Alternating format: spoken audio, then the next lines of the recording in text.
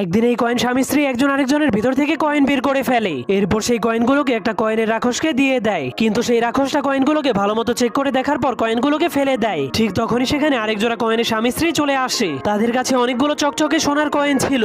এরপর তারাও তাদের ভিতর থেকে দুইটি সোনার কয়েন বের করে সেই রাক্ষসকে দিয়ে দেয়। এমনকি কয়েনের রাক্ষসকে খুশি করার জন্য একটা এক্সট্রা কয়েনও দিয়ে দেয়, যার ফলে সেই কয়েনের রাক্ষস অনেক খুশি হয়ে সেই কয়েনটাকে তার গলার ভিতরে রেখে দেয় আর বাকি দুইটি কয়েনকে মেশিনের মধ্যে ঢুকিয়ে দেয়, যার ফলে সেই মেশিনের ভেতর থেকে একটা কয়েনের বাচ্চা বের হয়ে আসে। যা দেখার পর সেই গরিব কয়েনের জোড়াটা কান্না শুরু করে দেয় আর রাক্ষসকে বলে, দয়া করে আমাদেরকেও একটা বাচ্চা দিয়ে দিন। কিন্তু সেই রাক্ষসটা তাদেরকে বলে, চকচকে সোনার কয়েন দিতে না পারলে তোমাদেরকে কোনো বাচ্চা দিব না। যা শোনার পর গরিব কয়েনের জোড়াটাও সেই রাক্ষসটাকে খুশি করার জন্য একটা পুরনো সোনার কয়েন উপহার দেয়। কিন্তু রাক্ষসটা কয়েনটাকে দেখার পর বুঝতে পারে সেটা অনেক পুরনো, যার কারণে সে তাদের কাছে আরো কয়েন চাইতে শুরু করে। এই জন্য তারা শুধুমাত্র একটা বাচ্চার জন্য তাদের সবগুলো কয়েন খুলে খুলে শয়তান রাক্ষসটাকে দিতে শুরু করে দেয়, যার ফলে এবার রাক্ষসটা অনেক খুশি হয়ে দুইটা কয়েনকে মেশিনের মধ্যে ঢুকিয়ে দেয়। ঠিক তখন